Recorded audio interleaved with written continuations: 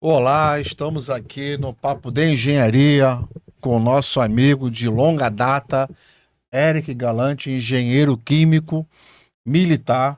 Ele vai falar sobre a carreira militar, vai falar sobre a carreira de professor, já foi conselheiro, conselheiro regional, né? Atua muito dentro do sistema, grande parceiro, grande amigo. Foi diretor do sistema do CREA também. Diretor, não, mas ele vai falar sobre bastante É. coisa.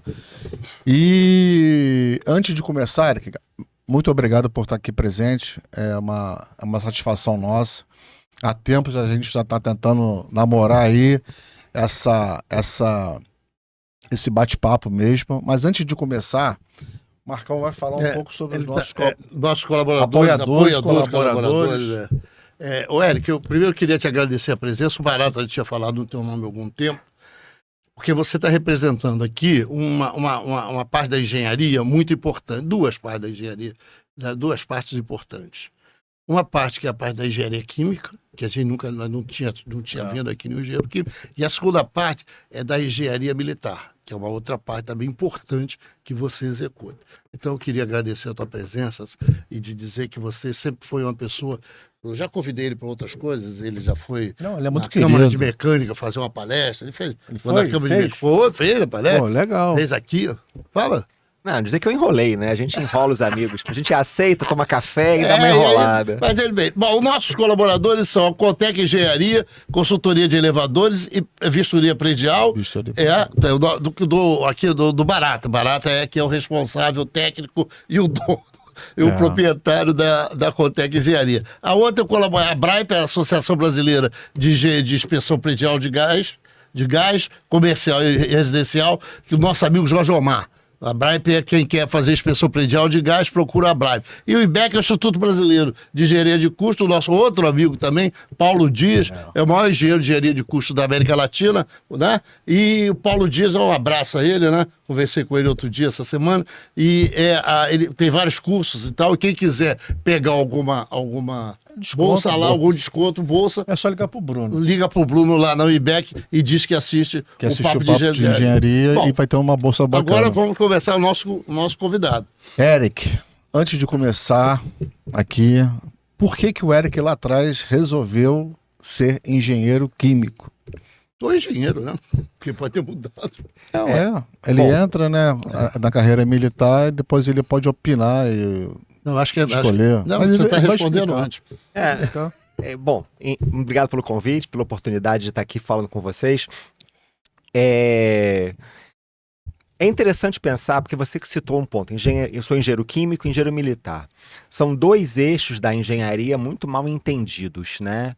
Muito mal compreendidos os dois.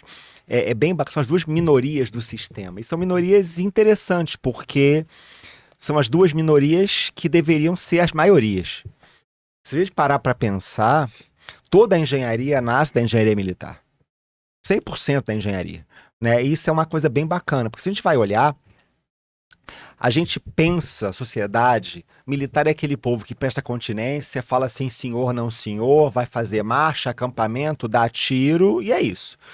Se a gente for olhar a história da humanidade, a demanda por defesa e segurança, a demanda por proteger o território, acontece desde lá atrás.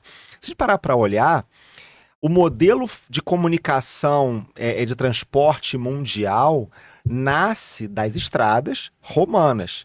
A estrada romana surge pela necessidade militar do Império Romano de levar comida para as tropas que estão marchando pela Europa mais rápido que o homem manda.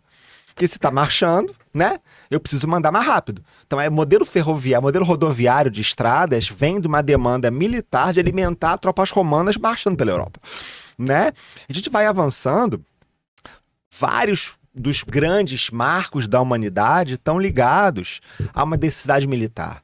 A era do bronze com as espadas, a era do ferro, a era da computação, cidades militares.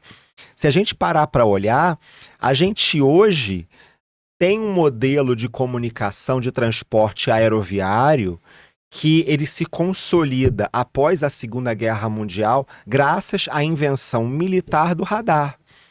Tanto ingleses quanto alemães já sabiam fazer radar. Só que enquanto o alemão colocou radar no pelotão, no nível mais básico do combate, o inglês criou uma rede estratégica de radares. O que isso permitiu? Permitiu que, cada vez que tivesse um ataque alemão na Segunda Guerra Mundial da Luftwaffe contra a Grã-Bretanha, o inglês tinha tempo de decolar com a sua Royal Air Force, dar combate aéreo. Isso fez com que a hegemonia alemã não se consolidasse na Europa, dando tempo americano entrar na guerra. Então a gente tem todo marcos. Então a engenharia militar está na base. A engenharia civil começou como sendo a parte da engenharia que pensa em urbanização fora do eixo militar. A engenharia militar, ela se expande para o mundo inteiro.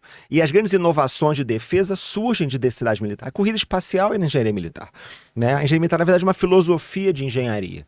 Todos nós, militares, somos engenheiros de alguma coisa, com registro no CREA, mas que olhamos o ecossistema de inovação. A telecomunicações também é basicamente engenharia militar. Basicamente, assim, a engenharia mecânica com os blindados, os carros de combate, a engenharia ferroviária. Agora a gente viu aqui que nesses últimos anos de Brasil, uma tentativa de retomar o modelo ferroviário brasileiro, se descobriu que só o IME manteve algum ensino ferroviário no Brasil todo. Porque a gente preservou esse ensino. Você sabe que isso é um problema sério, engenharia ferroviária. Poucos engenheiros ferroviários têm, mas essa discussão passa pelo militar. Passa Eu fui pelo ferroviário militar. por 7 anos. Trabalhei na rede ferroviária. E aí quando você vê desmantelar a ferrovia, é uma coisa assim muito, mas muito absurda. Mexer no ferroviário, quer dizer, de mexer. O que foi feito de mexer na infraestrutura é criminoso. É criminoso. Porque a gente tinha uma estrutura e desmancha ela. Mas isso é um debate mais geopolítico, né? Mas a coisa é complicada. Mas a gente está na engenharia, por que você mas entrou na engenharia? Você Militar tem e curso química. lá, tem curso ferroviário dentro do IME? Existe. O IME tem um curso ferroviário que apoia vários atores não fardados, né? Várias empresas civis, MRS e outros que faz isso. Então, quando o governo federal decidiu voltar a buscar a engenharia ferroviária, o único bastião de conhecimento era o IME. Ninguém mais tinha ensino ou tinha conhecimento. Se perdeu o conhecimento, né? E essa gestão do conhecimento é bastante interessante. Se a gente voltar na história, a gente volta no passado, né? Diferente do direito e da medicina, que sempre foram mais acadêmicos, a engenharia ela sempre veio das guildas, veio dos artesãos, do arquiteto que tinha lá na sua obra no Egito Antigo, tinha o seu aprendiz, o aprendiz aprendia, virava o próximo chefe de obra e assim ia, uma coisa muito mais mão na massa, né? Muito mais, como a gente fala, boots on the ground do que o cara no gabinete. E aí, quando a gente formaliza o ensino de engenharia, começa na França, dizem os relatos, Portugal logo depois formaliza isso.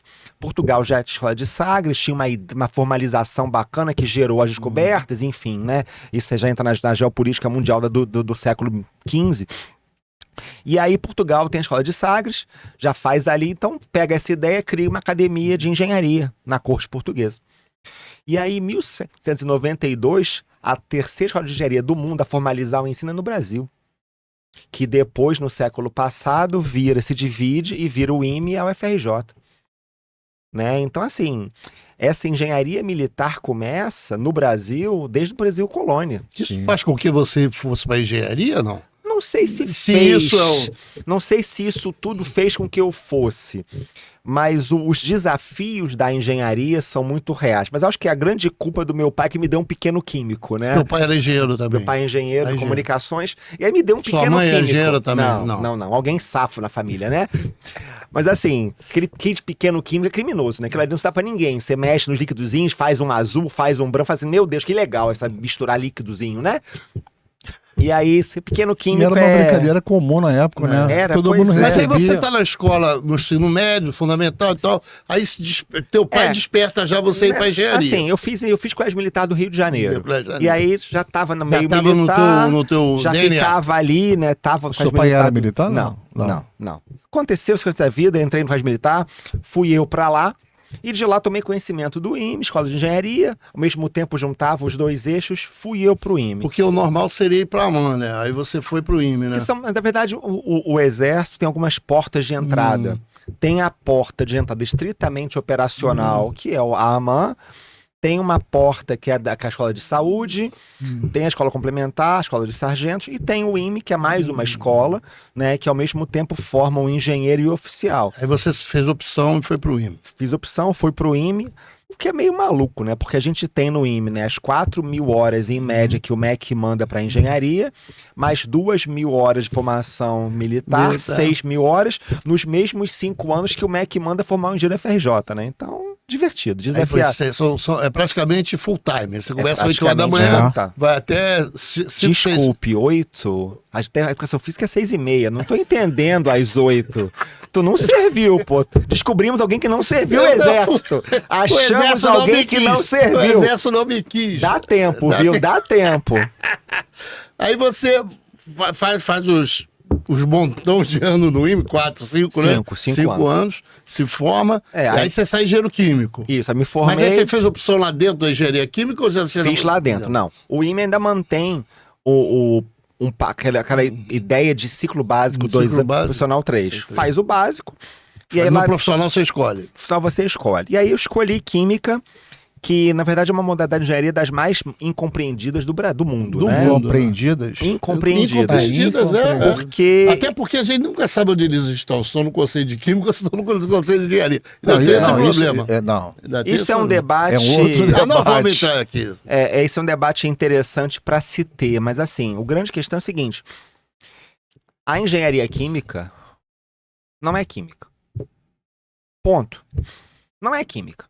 Né? Quando a gente pensa em engenharia química, que tem química no nome, eu vou falar para brincar de laboratório, eu até posso fazer isso na minha carreira profissional.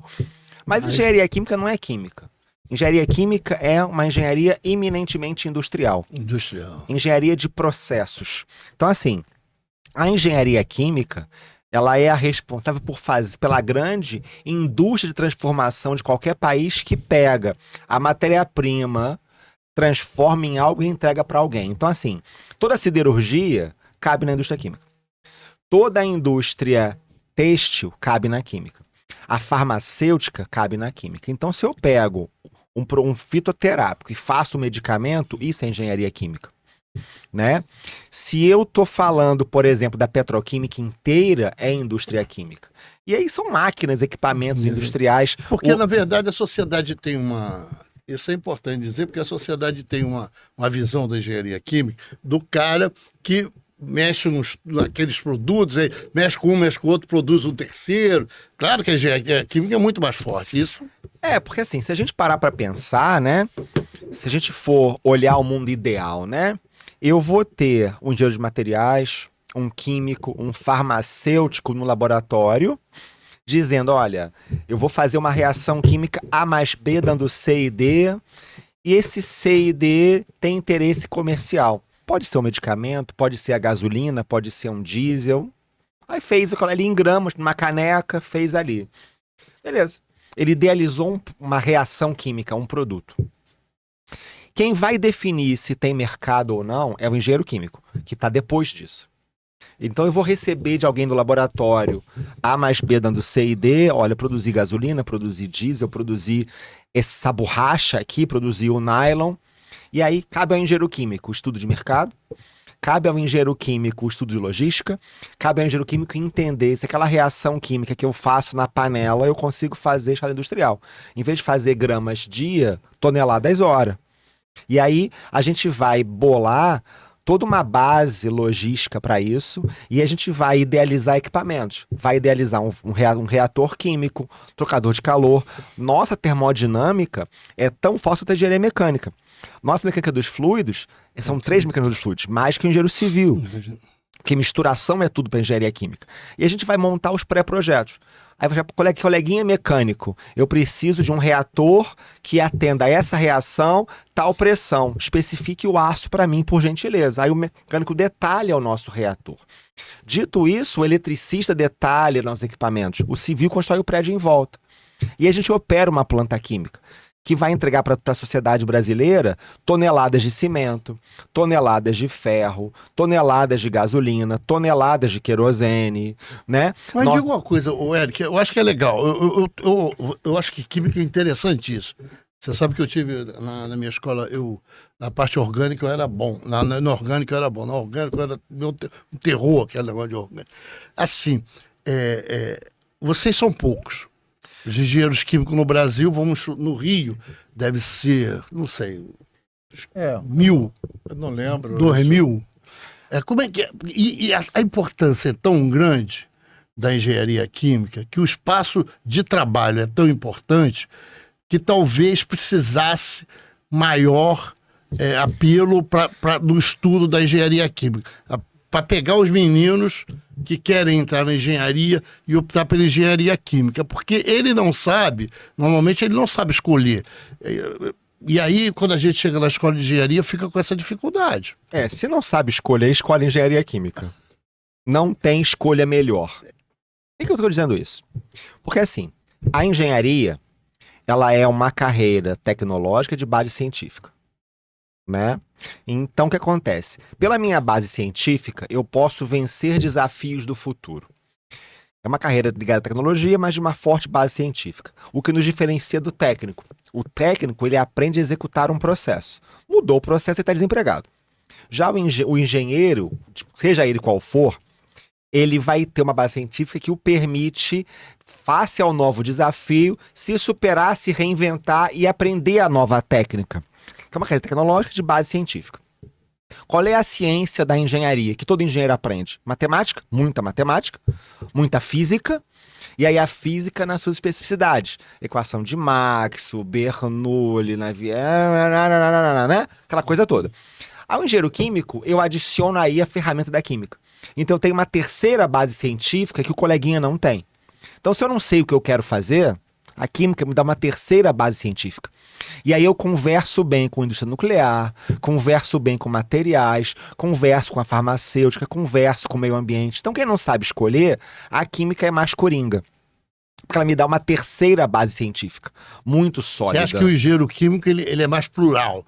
Ele no mercado de trabalho ele pode se colocar como titular e como complementar. Ele pode ser o titular, mas ele trabalha mais no complementar de sustentação básica das outras engenharias? A engenharia química, per si, ela é aquela camada da sociedade que está entre o extrativismo natural e a primeira atividade industrial. Porque nós pegamos aquela pedra, aquele material in natura e transformamos em cimento. Pegamos o cobre, entregamos o fio, pegamos o petróleo, entregamos a borracha. Então, assim, é uma cadeia de transformação, que ela é a base para qualquer outra profissão. Não é à toa que existe um índice internacional que diz que o país é tão desenvolvido quanto mais ácido nítrico produz. Não é à toa, né? Não tem indústria química sem ácido nítrico e ácido sulfúrico, são as bases, né? Então, assim, ter essas produções são termômetros. Por exemplo, toda a indústria de alimentos no Brasil está na área da química. Porque a engenharia modalidade química, ela pega dentro do seu pacote de afins química, engenharia química, petróleo, petroquímica, engenharia de alimentos, engenharia nuclear. Então, assim, se pensar, o PIB brasileiro está na química. Porque o PIB brasileiro vai ser o quê? O agro. O agro vai depender da química para produzir fertilizantes e depende da modalidade química para poder entregar o alimento pronto. Né? Então, aqui, a base do nosso... do Eric é interessante. A visão não é interessante. Sabe por que é porque ela experiência, né? Para quem não conhece igual a mim, a minha ignorância da engenharia química é muito forte. A gente ouço o Eric falar, eu acho que eu estou incorporando no meu conhecimento algumas coisas que eu não sabia. Sim. E porque apesar de eu ser engenheiro, estou há muitos anos no mercado, porque isso é de uma coisa que você, às vezes, não é passada, não é discutida isso. Então, o mercado, as pessoas que não enxergam a engenharia química com essa importância que ela tem. Deixa eu te falar... a engenharia química brasileira é o PIB do Brasil. É o PIB do Brasil. Então, deixa eu falar uma coisa... Você passando isso numa clareza tão fácil, né? Você passa a ter uma visão diferente do engenheiro químico. Mas é isso. Mas E aí, muita gente entra para mecânica civil, elétrica, o que for, e não enxerga, não se percebe. né? Não percebe a importância da engenharia química. A engenharia química, na verdade, ela é um grande integrador. Ela é um grande integrador, porque a gente vai estar no meio, a gente vai puxar para dentro da engenharia os conhecimentos científicos de química, farmácia, materiais, novos polímeros, trago isso, e aí eu vou idealizar processos industriais de valor agregado alto e vou dar emprego para o civil, para o mecânico, que tem que contribuir. Como é que eu ia falar indústria química, mas não está errado. Não. Porque tem a farmacêutica que está dentro. Como é que é o mercado para o engenheiro químico? No Rio, eu não sei. É possível você Assim, enxergar? Ou no campo Brasil? de trabalho, como campo é de que tá? trabalho. Tem Assim, algum estado que você identifica que é melhor para o engenheiro químico e tal, de trabalho? Assim, olha só, o Rio de Janeiro tem a Petrobras. Eu não preciso dizer muita coisa além disso. Que deve ser a maioria dos A engenheiros Petrobras, químicos. Então, a Petrobras está aqui. Absorve todo mundo. Muita gente. Petrobras, Polo de Camaçari. A gente tem toda a indústria do agro. O agro depende do engenheiro químico. Toda uma indústria têxtil. O sul do Brasil forte em têxtil. Indústria têxtil está no pacote da modalidade química. Toda a parte de saneamento. Saneamento, ainda que tenha uma parte pesada no engenheiro civil, tem uma série de processos químicos ali. até porque usa muito produto Até porque químico, usa né? Gera. muito. Então, assim, toda essa E tem transformação projetos para você, exatamente. atende. E o engenheiro químico que não quiser ser engenheiro químico hard, eu ainda consigo entrar na parte da gestão do processo, gestão ambiental. Eu mesmo fiz segurança do trabalho, engenharia ambiental depois. Então, existe toda uma gama. Então, volto a dizer, se você não sabe o que você quer fazer, mas quer uma engenharia, a química te dá uma terceira base científica, que as demais não muito têm. legal isso, muito legal essa visão. Ô, Eric, assim, deixa eu te, não sei, o professor Eric, vamos chamar de Eric. Tá assim, bom, cara. Não teria um Amigo problema. do barato, é a melhor Amigo do definição. Pronto. Né? Ô, Eric, assim, como é que a gente faz? A sua formação é uma formação, você se formou no IME, depois você virou professor do IME, não é isso? Mas aí teve um passo, Não, aí- né? Eu não, me formei, fiquei 15 anos na indústria e depois eu voltei para ser professor. Você saiu do... Não. O Exército tem algumas indústrias ligadas à força. E aí eu fui cedido para ficar 15 anos numa indústria ligada às Forças Armadas, como militar ainda, mas operando uma indústria onde eu fui engenheiro de planta, engenheiro de segurança, chefe de produção, várias carreiras, funções na área industrial. Então você tem um pé na fábrica, né? Tive, na verdade, eu tive 2 pés e uma raiz inteira, que foram 15 anos.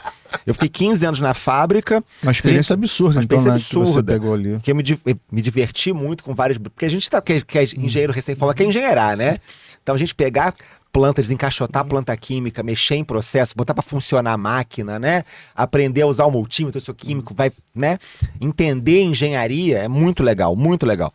Foram 15 anos quase ali. Depois eu fiz mestrado, doutorado. Fiquei mais quase 10 anos no IME como professor. E aí eu fechei a tríplice hélice agora, no finalzinho, na agência de inovação do Exército, né? Que a gente faz essa articulação toda e opera a tríplice hélice. Tentando quebrar essas barreiras que nós vemos entre o ambiente fardado e o não fardado. Porque não existe soberania nacional de qualquer país do mundo sem engenharia forte. E a engenharia forte, a defesa é um grande vetor para isso. O Brasil, por exemplo, o nosso PIB hoje, ele é muito forte em quê? Em petróleo, né, e agro.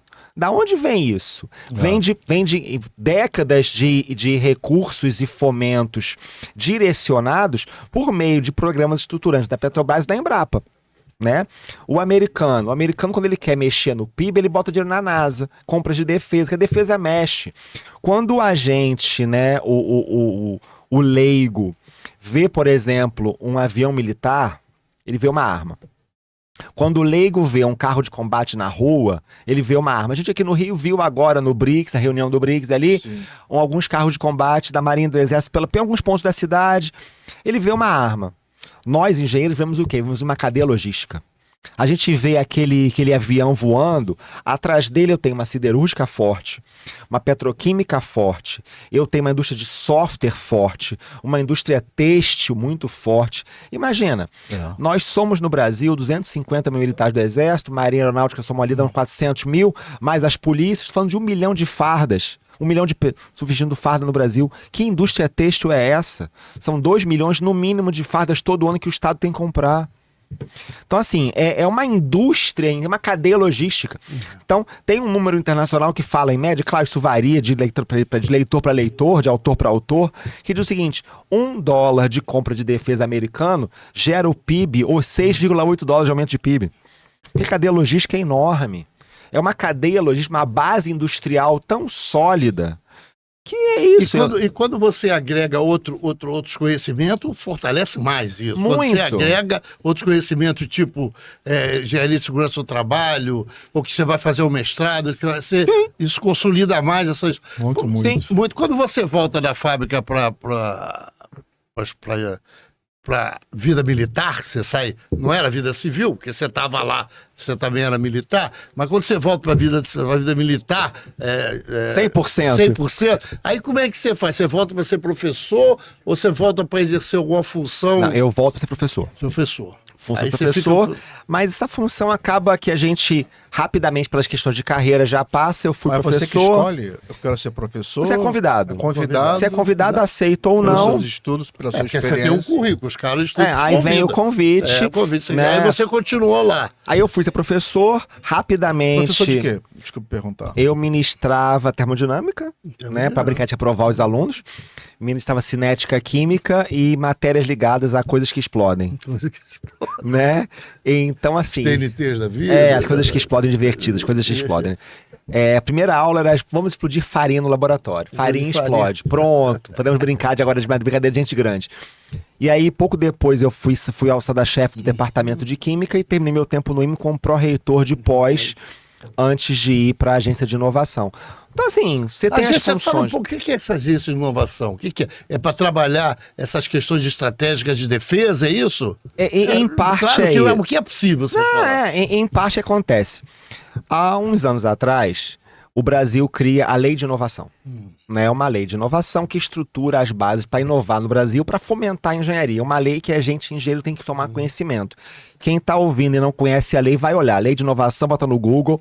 É uma lei bacana que nos dá uma base para a gente criar vales do silício, criar parques tecnológicos. É uma lei fantástica que prepara o arcabouço jurídico para ambientes inovadores, para fomentar a engenharia. Porque sem engenharia, sem PIB, sem nação. E é isso, né? Então, enfim... Precisamos agregar valor. Essa lei vem. E aí o Exército entende que precisa também inovar. Tem que fomentar a inovação na força. E aí cria uma agência que fez esse ano 10 anos para trabalhar em 4 eixos estruturantes. Um eixo estruturante é o eixo de pesquisa tecnológica, a gente está olhando para o futuro e diz para o Exército, ou melhor, diz para os decisores do Exército que a gente, em carreira técnica, entende que é o futuro técnico. Né? Vai ter arma laser, vai ter robô, vai ter drone, isso já disse anos atrás. Sim. Já foi dito, né, por quem me antecedeu. E vai para o decisor decidir, né, o que tem que ser decidido. Mas a base técnica nós fazemos. Esse é um eixo. O segundo eixo é promover na força a cultura de inovação. É pegar, às vezes, achar um profissional que está fazendo um troço inovador e que ninguém sabe. E dar o destaque. E ajudar o cara a transformar aquela ideia num produto, num processo, em algo que agregue valor. Isso é dentro do próprio Exército ou busca fora também? Então, a gente está fazendo essas ações todas.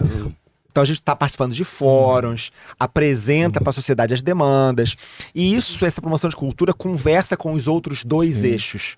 Esses 2 eixos são gestão do conhecimento e gestão do portfólio intelectual. Porque se a gente faz inovação na força, alguém tem que patentear, da área intelectual. Para ir patentear, para ir licenciar, para ir achar um parceiro civil e transbordar, externalizar para o meio civil essa conquista militar. Então, por exemplo, o Brasil, Exército mais órgãos de fomento, mais que isso é público, tá? Mais FINEP, tem trabalhado há décadas em um radar brasileiro. né? É aquele Cevan? Não, radar, o equipamento radar. O Civan é o sistema que usa radar. Mas o Civan usa radar, por enquanto, fabricado em outro país. Fabricado no Brasil. Isso é importante por quê? Porque basicamente... Estratégico. Você pensa o seguinte, existem no mundo menos de 10 países que fazem radar. Soberania de radar. Mas só paizinho ruim. Tipo, país pequeno, tipo Estados Unidos, China, Israel, a Alemanha, a Inglaterra. Isso é um domínio só. Só paizinho assim, que ninguém se importa, geopoliticamente falando. Claro que eu tô brincando. Claro, É um grupo, é um portfólio estratégico fortíssimo. Quem faz radar, pô, domina o meu espaço aéreo. Eu comecei minha conversa com vocês. Se não é o radar, falaríamos alemão hoje. E você tem uma coisa, por exemplo, teve uma época que o cara, que o avião ficava em cima da Amazônia e desaparecia, porque não tinha um sistema de radar para você. A Amazônia é magnífico, né? É um troço deslumbrante. Quem nunca foi tem que ir, porque é deslumbrante aquilo ali. Mas enfim. Mas então... bom, você hoje está nessa área, desenvolvendo essa área. Mas deixa eu te conseguir ver se uma ideia que eu tive aqui é assim: você é um professor, um oficial do Exército, um cara que... Eu conheci outros oficiais do Exército, da mesma categoria que você e do mesmo padrão. Mas como é que é essa história de depois você ir para o CREA e para o Conselho Regional de Engenharia, como outros foram lá do... Como que você foi parar no sistema? Como é que você vai para o sistema... Com essa coisa, o trabalho que você prestou lá foi muito grande, você ficou lá alguns anos, lá, 6 anos lá. Eu fiquei 6 anos no sistema, em que eu exerci várias atividades, acho que eu fiz de tudo ali um pouquinho, né?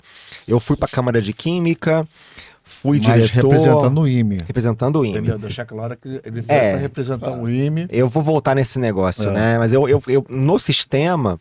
Eu mobilei a Câmara de Química, coordenei a Comissão de Educação, coordenei a Comissão dos Encontros Microrregionais, coordenei uma eleição, presente de grego, mas coordenei a eleição, né? Coordenou congresso? Coordenei congresso. E participei da coordenação nacional da Química como adjunto, dividindo a coordenação com Santa Catarina. Mas como é que aconteceu, né? É importante entender um pouquinho como é que funciona o sistema do conselho. O conselho, o CREA e todos os demais conselhos de engenharia dos diversos estados, ele tem a composição do plenário regimental. Então tem algumas representações ligadas a instituições de ensino. Então existe um percentual de vagas, acho que 18 no Rio de Janeiro, para as instituições de ensino do estado do Rio. E o IME é uma instituição de ensino no estado do Rio que tem uma vaga, assim como o ITA tem uma em São Paulo. Então o IME indica e o ITA indica. Eu estava naquele momento chegando no meu doutorado, já tinha antes disso, de maneira voluntária, fora do tempo do Exército, né? Participado como conselheiro na SOP, Estado de Brasília de Engenharia de Segurança. Sou engenheiro de segurança desde 2000, ativo na área, milito na área, gosto da área de segurança, acho importante, um conhecimento. E dá aula também, né? Dou aula de segurança do trabalho, gestão de riscos. E aí eu já estava nesse ecossistema. Aí o comandante me chamou e falou: olha, tem que indicar, quem tá hoje vai acabar o mandato, tem que indicar alguém. Surgiram seu nome, você topa? Topa. E aí nessa fui pro conselho. E era Brandão. quem? Acho que era o Brandão. Né? Era o Professor Brandão. Não, o professor Brandão tinha sido antes. Eu acho que eu substituí o Egídio. O Egídio. Substituí o Egídio mecânico, o Egídio que eu substituí. Você pegou o Brandão. Peguei o outro antes, o Rubenildo. Não, eu também fiquei com o Rubenildo. Todas pessoas maravilhosas, todos muito amigos. O Brandão era civil, né? O Brandão era civil, o Rubenildo militar, Egídio militar, né? O Brandão é civil ainda. E aí você vai pro CREA, exerce essas funções todas. Essas funções do CREA. Mas principalmente uma coisa que... Eu posso falar com você sobre educação, né? Por favor. Engenharia. Rapaz, o ITA está abrindo uma escola no Ceará, porque o Ceará tem uma performance na área de educação muito grande. Inclusive está fazendo isso lá. Não sei se você sabe disso, que o ITA está com uma escola lá para aproveitar os alunos de lá. O que você acha nós aqui, nós dois, eu e o Barato, somos contra ensino EAD para engenharia. Como é que você vê essa coisa da educação e engenharia, como tem a Associação Brasileira de Educação e Engenharia? Como é que você vê isso? É muito complicado, muito difícil, a engenharia está se perdendo nesses cursos EAD. Apesar que o IME é tradicional e conservador, né? O IME é uma escola que fica defendendo aquela estrutura acadêmica. Como é que você vê isso? Além desse fortalecimento dos alunos em matemática no Ceará. Né? Eu já estou falando do Brasil. E aí a gente está Ceará vendo especificamente. porque eles são fortes na matemática e dali que sai mais engenheiros ou militares. Assim, são alguns debates interessantíssimos, né? Essas proposições que vocês me deram para conversar aqui. E acho que nem todas têm um final feliz, né? Mas assim, Isso é interessante. acho que nem todas têm um final feliz, mas assim, vou começar pelo o IME ser tradicional e ter um ensino presencial forte. O IME, além de formar um engenheiro, tem que formar um oficial do Exército. E a formação militar ela é muito atrelada ao que a gente chama de atributos da área afetiva. Formar espírito de corpo, formar uma cultura militar. Isso só se forma botando todo mundo junto. É fazer a turma ficar com raiva do instrutor. Aqueles filmes de guerra, o instrutor grita com o aluno para o aluno se unir contra eles. É nós contra o instrutor, é de propósito. Existem estudos científicos que dizem que você cria um antagonismo para você formar a união da turma, formar o grupo. Interessante, né? Então, assim, E eu com raiva Isso do não vale instrutor. só para o militar, não. assim. Vale para qualquer outro. É assim. Que o professor que fica teu inimigo, aí tu fica E inimigo. no final do ano tá todo mundo junto Tudo ali, todo mundo é amigo junto. verdade. E é o processo. Depois que a gente passa por aquilo, a gente entende que é o processo. Entende. Então, não tem formação militar à distância. Porque a gente precisa criar a adversidade para que o grupo se junte e supere junto. Fortalece. Para fortalecer o grupo. Não é à toa que hoje tantas empresas fazem bootcamps como se militares fossem para executivos fazerem isso, quebrar o gelo, porque tá todo mundo sangrando junto, chorando junto, comendo junto. Tanto é que existe aquele negócio, os dois militares se encontram. Primeira pergunta que você faz, se formou em que ano? Qual a tua turma? Qual foi o teu grupo de amigos? Porque essa é a nossa identidade da força, né? Então assim, não vai ter informação no IME, na parte militar do M, se não for presencial, porque a gente precisa disso. Já à distância, eu acho que nós precisamos ter um debate, essa é a parte que eu vou achar que não vai ser o final feliz, porque eu acho que a distância veio para ficar. Sim. Eu acho assim, veio a pandemia. A pandemia obrigou uma mudança de paradigma, tá bem? E a paradigma foi do presencial para a distância. Eu acho que a distância 100% online é bom? Claro que não. Mas eu acho que o ambiente de engenharia, nós somos engenheiros, nós somos os guardiões da tecnologia no planeta. A gente colocou homem na Lua. A gente coloca um submarino para pegar petróleo a 2 metros de profundidade. A gente faz qualquer coisa. Para o engenheiro, o maior desafio para o engenheiro é saber quem vai pagar a minha conta. Que eu construo. Vai ser caro, tu te vira, mas eu vou construir. Então, a gente dizer que não dá para fazer, não existe essa resposta. Então você acha que está num processo? Eu acho que a gente precisa pegar e dizer assim, olha, a distância veio para ficar. Como eu quero que funcione a engenharia para formar bons engenheiros? Aí você debate passa a lapidar de a acordo distância. à distância. Porque assim, eu não tenho como eu não ter mais a distância. Você vê, se você vai hoje, já dá termodinâmica? Termodinâmica. Cinética química, cálculo de reatores, qualquer coisa, bota no Google. Você vai achar N vídeos complementares gratuitos que o MIT coloca. Ele forma um engenheiro ruim no MIT? Jura? É isso mesmo? Claro que não. Então assim, eu preciso trazer tecnologia presencial. Olha só, eu vou fazer um debate sério. Eu vou te dar, aluno, em vez de te dar 4 salas de aula presenciais, eu vou te dar 2 aulas presenciais e 2 você vai estudar à distância. Eu preciso organizar o processo. Não dá para eu ser refratário, porque o futuro veio para ficar. O jovem de hoje, ele tá no celular. Se eu for dar uma aula de escrever no quadro negro de giz, eu perdi o aluno em meia hora. Ele tá lá na internet vendo outra coisa. Eu preciso motivar o aluno. Então, existem modelos, se você olhar para o modelo, por exemplo, de Paris. Paris é assim, o professor tem menos aulas presenciais e muitos desafios para o aluno vencer no tempo dele. A gente precisa repensar o modelo. Não é pegar... Eu vou demonizar. Eu dava aula presencial. Agora eu vou dar aula online. Cara, não. Eu dava aula presencial. Fui desafiado a mudar. Dei aula online por um tempo. Esse paradigma tecnológico foi quebrado. Eu consigo dar aula à distância agora. Democratizei o ensino. Como é que eu faço agora para tornar atrativo, tornar desafiador esse novo modelo? Porque, claro, tem EAD horrível, tem EAD que você compra um EAD que você fala assim, pelo amor de Deus, não paguei por isso. Não dá pra eu ter um EAD e dizer que vai ser R$19,90, vou formar. Não é isso. Eu sou contra o EAD ruim, mas eu acho que a gente demonizar o processo é fechar o olho pro futuro. Eu preciso dizer assim, veio pra ficar. Mas aí Preciso discutir. Não, está bem claro. Mas agora, como é que o aluno que ele é leigo, pequeno, ele não sabe como que vai escolher o curso, Mas aí, achando que ele vai se formar em engenheiro? Não, então, aí a gente precisa. O curso de pós, por exemplo, eu acho que é válido. À distância. Assim, eu acho que nós não achamos o ponto ainda. Demonizar não vai resolver o Sim. problema. Né? Demonizar não vai resolver, dizer que eu não quero não vai ajudar, dizer que EAD vai ser. Eu preciso ajustar o meio.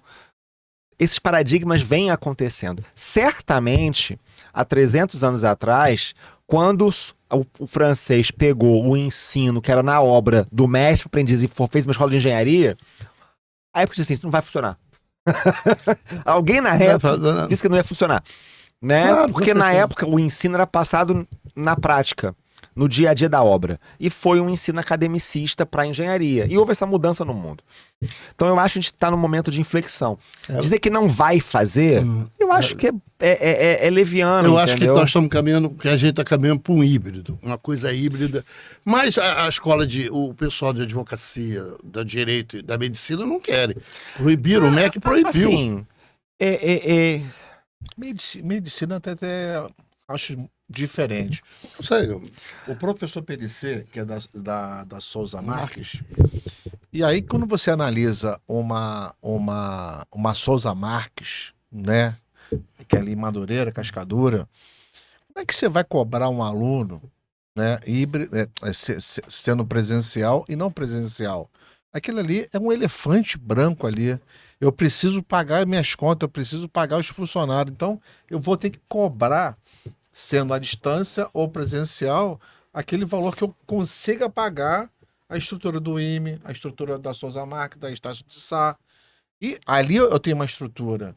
Agora, o híbrido não vai abaixar em nada o meu valor. Mas eu vou ter laboratório presencial no dia X, Y, Z.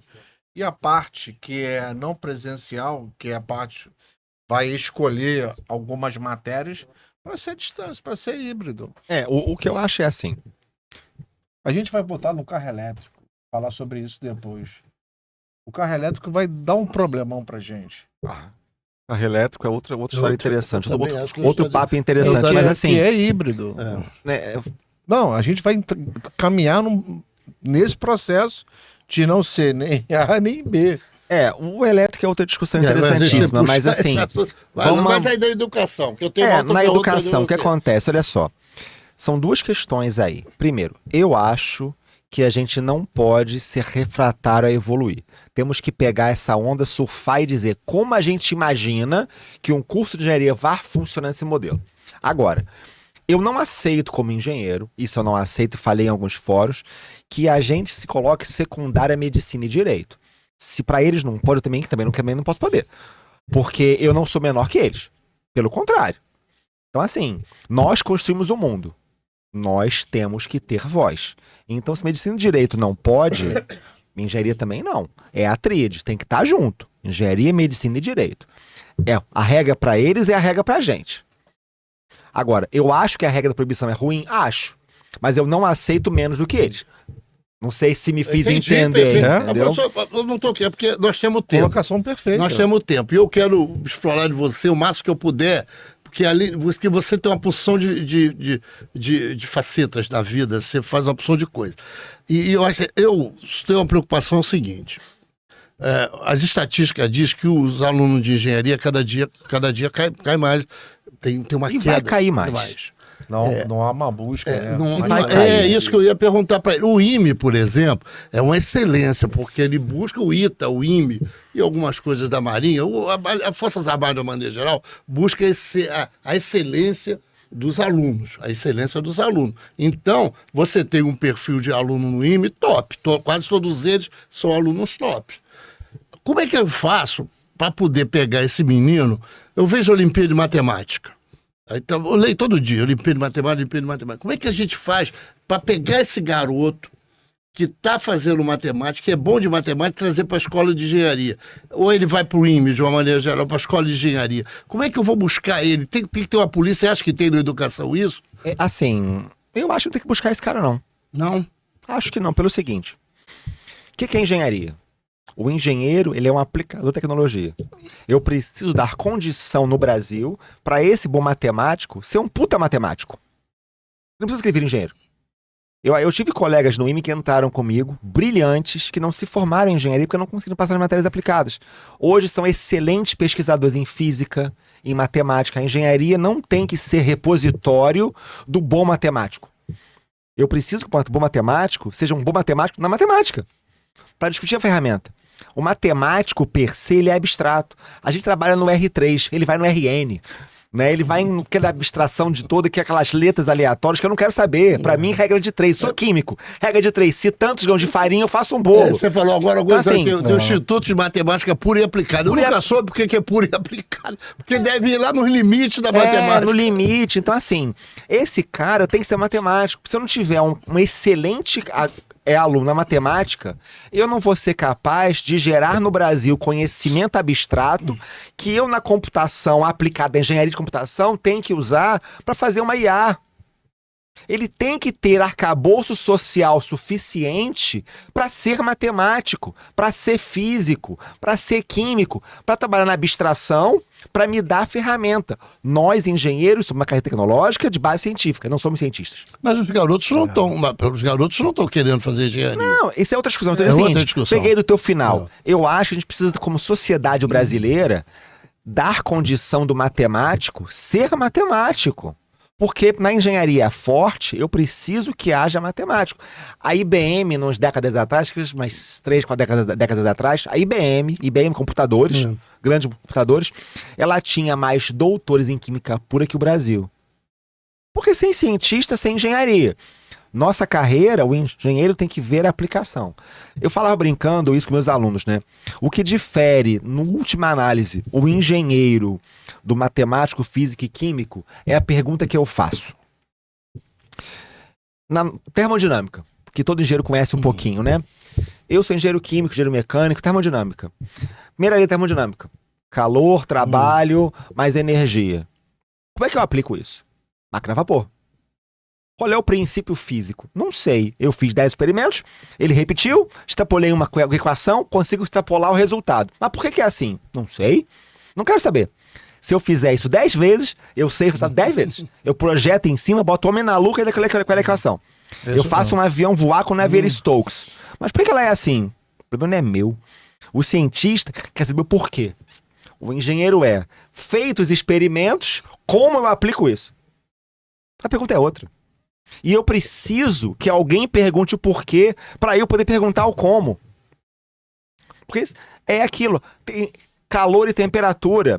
Tem N teorias. A lei termodinâmica, a primeira lei, veio antes da lei zero. A lei da temperatura veio muito depois, porque a gente vai discutindo os fenômenos. Mas a nossa aplicação é fazer o mundo andar. O professor não está respondendo a minha pergunta. Qual delas? Como é que eu vou faço chegar. Os garotos vir para estudar engenharia? Então, a engenharia é o que tem eu vou uma evasão de quase 60%. E vai aumentar. Porque o que acontece? Na engenharia é arcabouço social. A engenharia, ela é a carreira estruturante de qualquer país. Existe engenheiro faltando no mundo inteiro. Se a gente bater na porta da Austrália, Canadá, Alemanha, se sou engenheiro, quer emigrar, vai ter visto. Por que falta engenheiro no mundo? Por que falta engenheiro no mundo? Porque a cadeia de valor está invertida. Eu pego um jovem, o jovem vai ver, vou estudar engenharia, vou ralar pra Cacilda, cálculo 1, 2, 3, 4, cálculo 3, 5, física 1, 2, 3, 4, 5, matemática, aquelas equações, noites viradas, olheira, cafeína na veia. Passamos por isso. Para trabalhar num estaleiro, um navio. Pensa um navio. Vai projetar um navio. 10 mil reais por mês. Vai pro estaleiro, virar a noite com um peão, construir um transatlântico desses bonitões ali, 6 anos de trabalho, 10 mil reais por mês. Aí vai ter o comando do navio, que tá com uma máquina cara na mão, 20 mil reais por mês. Aí você tem um advogado que fez o acordo do uso, 50 mil reais por mês. Aí o prático ganha 100. Então, assim, a gente precisa revalorizar a remuneração do engenheiro. É uma mudança social. Essa é uma boa. É uma mudança social. Eu preciso que a sociedade entenda que a engenharia tem valor. Porque o que vai montei na engenharia não é eu fazer campanha. É eu dizer pro garoto o seguinte, olha, faça engenheiro e vá ser rico. Aí você começa, aí volta, o que eu já falei, mas é da lei de inovação. Que vamos estudar lei de inovação. Cadê a câmera? Tá pra cá. Aqui, lei de ó, inovação. só aquela ali, ó. Lei de inovação. Vai ler isso. Porque a lei de inovação fomenta o arcabouço para isso. Se pegar as maiores fortunas do planeta, de 40% a 60% são de engenheiros que decidiram empreender e inovar. Saiu da mesmice. Nós temos a base científica para empreender. A Apple tá aí, o Microsoft tá aí.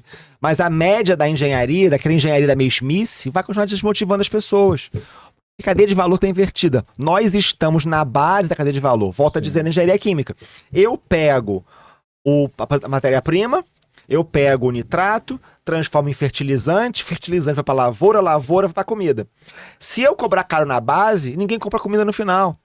Tem uma cadeia de valor a ser seguida ali, né? A gente tem que inovar. E a nossa carreira permite essa inovação. Eu estou entendendo que você está dizendo que falta uma discussão sobre valorização Certamente. da engenharia. Então você precisa ter uma discussão em cima disso. Sim, em cima disso. Nós temos que valorizar a engenharia nacional. Porque não adianta eu dizer que tem que ter mais jovem na engenharia. Tá, eu vou remunerar o quê? Vai ser Uber? Eu preciso que já gere um arcabouço social. Essa sociedade precisa valorizar o engenheiro, o matemático, o físico e o químico. Me incomoda que a família, hoje eu tive vários amigos assim, que a família diz assim, pô, você é bom de matemática, vai ser engenheiro. Vai ser matemático. Não vai ser engenheiro. Por quê? Porque na engenharia tem chance de ter um futuro melhor que na matemática. Mas eu sei matemática sem engenharia. Então eu preciso rever o tecido social. Eu preciso que aí entra as sociedades de classe, entra as academias, entra o conselho e o conselho de química. Mas você teve na Comissão de Educação Nacional. Eu falei isso várias vezes lá. Isso foi discutido. Isso que eu tô falando aqui foi discutido várias vezes. Eu levei esse debate para lá. O problema é que a gente ainda tem muita sociedade para avançar. E não é um problema do Brasil. Tanto é que as carreiras de STEAM, né, Science, Technology, Engineering e Math, estão ganhando vulto no mundo, campanhas para isso no mundo inteiro. Tem campanha para isso na Europa, na Austrália, nos Estados Unidos. Por quê? Porque a gente vê um TikToker ganhando mais que um CEO de empresa. Então, a engenharia, o esforço de entrar é muito grande. O custo é grande. O custo é grande, o desgaste é grande. Porque na engenharia não tem talvez, cara. Não tem talvez. A gente fica preocupado com o erro médico. Erro médico. O médico mata no atacado. Eu mato no varejo, cara. Explode uma Reduc pra ver o que acontece. Explode uma Reduc, cai um avião, cai um prédio. Vai no Rio Doce? Né, cai a Vale. Assim, a gente mata no atacado, cara. O médico é um por vez. Eu errei, eu acabo com uma cidade. Chernobyl tá aí pra contar a história. Então, assim, é uma carreira que não perdoa o erro. Porque o erro, né, tem consequências. E aí a gente precisa valorizar melhor esse profissional. E é uma mudança do tecido social do mundo. Falta engenheiro no planeta. Não é questão de Brasil. O Brasil é nosso mundinho. Mas tem campanhas mundiais para valorizar a engenharia. Não, mas diz que você é o cara. Diz que a China forma 1,5 milhão. Mas pô, per capita. Mas quanto é isso per capita? Quanto é isso per capita? Eles têm 4 milhões. milhões. Com per capita não é nada. Quanto é isso per capita? Não dá, a gente precisa de uma discussão social séria, porque o país que perder a engenharia vai perder a hegemonia política. E olhando em geopolítica mundial, a gente tem ali os grandes players, Estados Unidos hoje, Rússia, China, né, são os grandes players nacionais hoje, e estão se pegando, estão se engalfinhando. Estamos vendo aí, não vou entrar nessa discussão porque a gente não tem mais tempo para isso. Estão se engalfinhando. Dessa engalfinhada, alguém vai assumir a próxima hegemonia do próximo ciclo econômico mundial. Foi Império Romano, foi português, foi inglês, hoje é americano. Dessa engalfinhada, alguém vai sair hegemônico. Pode sair hegemônico, um dos três está se batendo, ou aparecer mais um correndo por fora. E quem corre por fora, o mundo aposta em Índia e Brasil. Vamos aproveitar esse bonde e fazer engenharia de verdade? Quem tiver mais engenheiro vai ganhar a hegemonia do mundo. Hoje a Índia está na frente. Eu queria só... Mas essa discussão que você teve lá na Nacional, e aí? Não, o problema é que... É altamente interessante. Você colocou pontos brilhantes, perfeitos. O que eles acharam disso tudo? Não, o pessoal concorda. A dificuldade, às vezes, é o processo legislativo brasileiro. Porque a gente começa a conversar com o deputado, sensibiliza um ator, mandato acaba. Então a gente tem um problema ali de continuidade nos fóruns que a gente precisa sensibilizar. Você sabe que eu tenho uma discussão sobre isso, né? Eu acho que a gente precisa ter uma representação no Congresso Nacional. Eu não sei se no Congresso, eu não sei se criar um TCU, um TCE, para ter um órgão físico de engenharia constante. Talvez ter uma carreira de Estado, um tribunal especial de engenharia. Sei lá que não vai dar. É que eu pensei no TCU, eu fiz extrapolação, mas uma carreira de Estado. Uma carreira de Estado. Não dá pra gente ter concurso público para poder engenheiro ganhando um terço que o médico ganha. Não dá. A gente precisa rever isso aqui. Porque uma falta de engenharia, uma hora o país colapsa. A gente para país, sem entrar no mérito das pessoas, mas a gente, país Brasil. O país Brasil, em 1516, construiu o Forte do Presépio em Belém, que está até hoje em pé. O país Brasil, em 2015, 16, chama uma ciclovia no mar e a ciclovia cai. Você sabe uma coisa? Eu acho que você me despertou aqui. Você conheceu o professor Escavarda, não? Não. Que era da PUC, foi diretor da Escola de Engenharia da PUC e depois foi vice-reitor, porque não pode ser reitor, né? E ele me disse uma vez, uma época, 2003, 2004, 2005, o Brasil estava crescendo a 6, 7% ao ano. E ele me falou assim, olha, Marco Antônio, se o Brasil tiver um crescimento 5, 6, 7% ao ano durante muito tempo, isso vai dar um problema na engenharia. Porque a gente não tem gente para acompanhar, a gente não está criando gente para acompanhar. Marcão, você acha que é isso mesmo? A Alemanha não tem engenheiro para acompanhar. Ah, é? Falta dinheiro na Alemanha. Eles estão buscando engenheiros brasileiros para trabalhar lá na Alemanha. Falta dinheiro na Alemanha. Porque a carreira de engenharia é uma carreira que perdeu atrativo financeiro. O esforço é muito grande para você perder para um TikTok de 12 anos fazendo dancinha na internet. Isso, cara, é isso. Muito bom. Tem que ter uma mudança do tecido social. Não adianta a gente pensar no como é que eu vou formar melhor. Precisa atrair na saída. Eu falava quando fui diretor do CONDE, diretor do CREA, diretor de comunicações, que eu fui por 2 anos no CREA. Eu falava com a gente, tentou fazer, mas entrou pandemia, não foi viável na época. Eu falava assim, nós temos no Conselho de Engenharia 3 públicos diferentes para trabalhar. Temos o estudante de engenharia, que a gente tem que trabalhar esse cara para apresentar o conselho, né? Que o conselho faz, para desmistificar algumas coisas que a gente tem no conselho. Beleza. A gente trabalha com esse cara. Esse cara, a gente atende esse cara hoje. Tem campanhas nas escolas. Então isso está atendido. Um segundo público, que somos nós, já formados no mercado de trabalho. Fazer ART, trabalhar com conselho, enfim.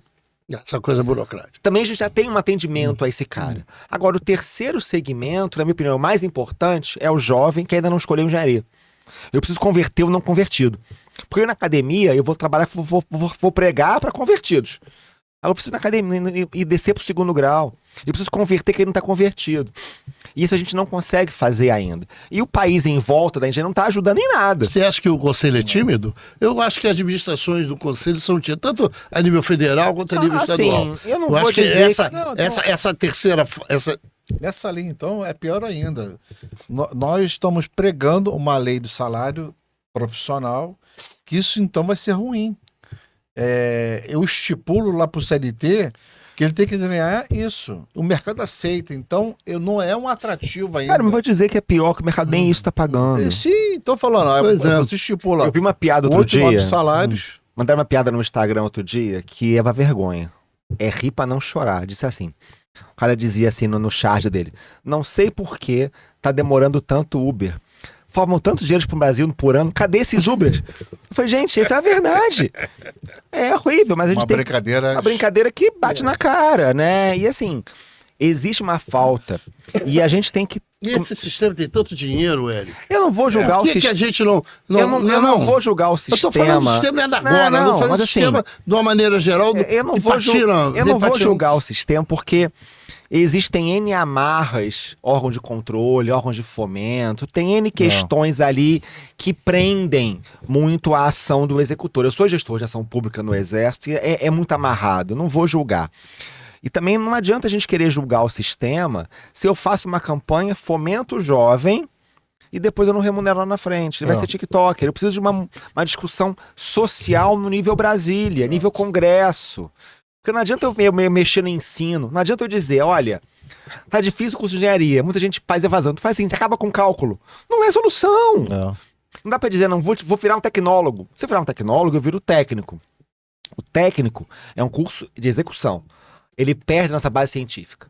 Aí muda da calculadora pro computador. Pronto, o cara não sabe fazer. Eu preciso que a pessoa saiba se reinventar. E a nossa base científica, volta pro início. Por que na dúvida faço engenharia química? Porque eu tenho uma terceira base científica que os coleguinhas não vão ter.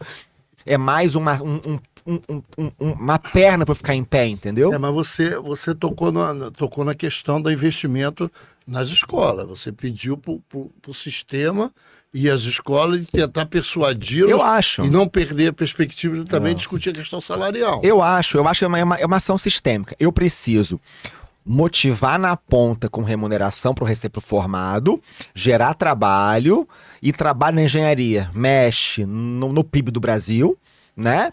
E com isso, eu vou fazer uma campanha na escola. Olha só, escola está remunerando bem, vem para cá. Mas não dá para fazer uma coisa sem a outra. Sim.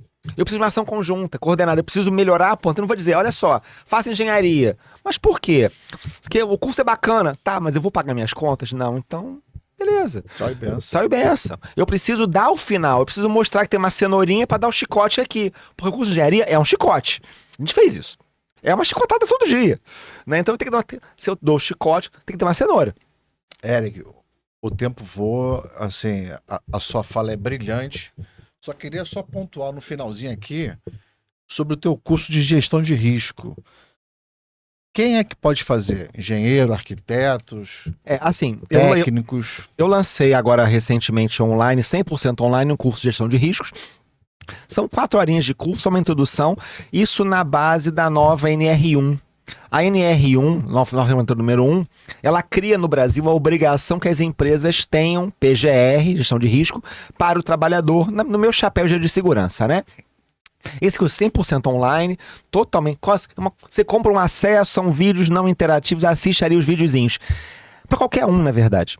Ele vai pegar o engenheiro que quer se atualizar, de segurança ou não, o técnico, o advogado que vai lidar com as causas, gestor de RH, empresários... Você está apresentando uma ferramenta para as pessoas poderem se identificar com ela. Entender o que está acontecendo para não ser enrolado. Eu vou contratar um serviço. Não sei se eu comprei gato por lebre, meu curso vai te dar uma base para você entender... Como é que a gente acha esse curso, velho? Esse curso está no Hotmart, colocando meu nome ali, princípio gestão de riscos, Eric vai aparecer. Galante. Eric Galante no Hotmart. CK, tem os dois. CK. Tem os dois. Tá no Hotmart e assim, é quase como se fosse comprar um livro. A biblioteca online são 20 vídeos, todos gravadinhos ali, em média são 15, 20 minutos de vídeo. A pessoa assiste ali, bem compreensivo, para entender até para comprar um serviço. Então é um curso bem introdutório. Respondendo a pergunta, qualquer pessoa que queira conhecer um pouquinho mais pode fazer e vai tirar valor disso. Não, bacana isso, né? Ótimo. Eu acho que é uma área também que todo mundo precisa entender. Não, acho que é obrigatória. Em qualquer lugar, hospital, empresa, A todo gente lugar. faz gestão de risco sem saber, às Sem vezes, saber. né? Quando a gente compra o seguro pro carro, é gestão de riscos. É gestão de riscos. Quando eu vou decidir se eu vou de uma festa de carro ou de Uber, gestão de riscos. Eu vou de carro, não posso beber. Eu vou de... Então a gente faz isso. O que a gente ensina no curso, gestão de riscos, é a pessoa pegar essa nossa percepção difusa, subjetiva de que é risco ou não, e dar uma cara técnica para poder tornar um procedimento auditável. Que engenharia é isso? Como é que eu vou auditar o meu trabalho? Perfeito. Eu formalizo o que hoje a gente já faz. Mais alguma pergunta? Várias. Né? O Eric, ele não esgotou, porque não esgotou, mas se eu teria pelo menos mais algumas perguntas, mas o tempo é cruel com a gente. Cruel, mas olha, eu quero dizer pra você que eu ia falar que foi um espetáculo, mas eu me lembrei agora de um amigo meu que falava tudo, é um espetáculo, mas foi excelente a participação do Eric, né? Perfeita. Perfeita. Parte da engenharia que... Faltava cereja no bolo, que é o Eric, porque na verdade a gente discutiu quase tudo. Ainda tem engenharia de alimentos que a gente vai trazer agora, nessas semanas que vão seguir, vai trazer o engenharia de alimentos aqui, que é uma outra coisa. Essa visão de você melhorar a engenharia no país... Não, muito bem colocado. Não, mas eu acho que ele discutiu a questão da engenharia química com uma perfeição muito Propriedade, grande, muito- com propriedade. E aí ele fez quer dizer, aqui nós temos uma hora e 10, a gente pensa que é muito, mas você falou sobre quase todas as coisas. Falou sobre o Exército, falou sobre a gestão da questão da iniciativa privada, de trabalhar numa empresa. E depois eu acho que foi brilhante. Obrigado, Eric, pela sua presença. Obrigado. Não, eu não esperava que fosse diferente, porque eu já assisti várias palestras do Eric. Muito obrigado pelo convite e um prazer, sucesso pelo podcast, parabéns pela iniciativa. Precisamos discutir engenharia e o trabalho de vocês gera esse ambiente de debate. Por favor, continuem e tragam mais pessoas para a gente debater engenharia. O Brasil precisa que se debata engenharia de maneira estruturante. Eu acho que esse podcast vai servir para alguém pegar o Eric. Porque o Eric não pode ficar fora do sistema. Não pode mesmo. Porque Não, mas ele vai voltar. pro sistema. Pois é. Ele precisa voltar. Não, ele é uma das pessoas que tem uma experiência e uma coisa muito grande. Eu acho que, sabe que o Eric é um apaixonado pelo que ele faz. E quando esse cara se apaixona assim, como ele tá apaixonado, aí ele vai querer fazer e tal, é ótimo. Tá bom, muito obrigado. Tá? O Exército Um prazer. o Exército é um grande dinheiro. Claro, também um militar da melhor qualidade. Muito obrigado pelo convite. Foi um grande prazer, viu? Muito obrigado. Alô.